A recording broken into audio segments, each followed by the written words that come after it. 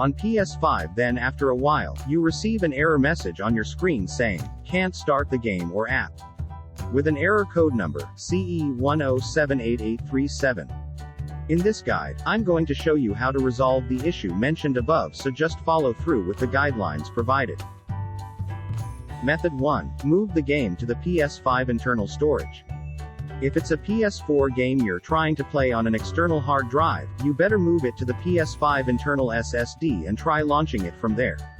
If it works, then you have a problem with the external hard drive you're using. Method 2. Restart your PS5. Once your PS5 is off, disconnect it completely from any device or power source. That plainly means to unplug any cable, whether it's a US cable or HDMI or whatever.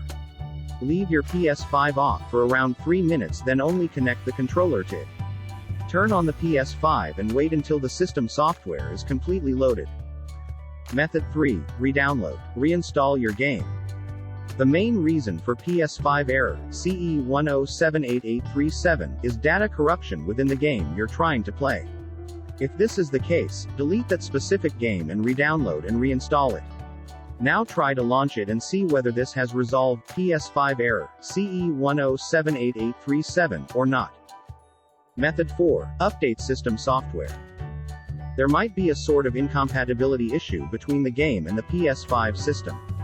So, updating your PS5 system software regularly is essential in order to resolve PS5 error, CE-107883-7, in case the problem is about system incompatibility. On the other hand, it's preferable that you download the latest release of the game instead of updating an existing old installation of that game.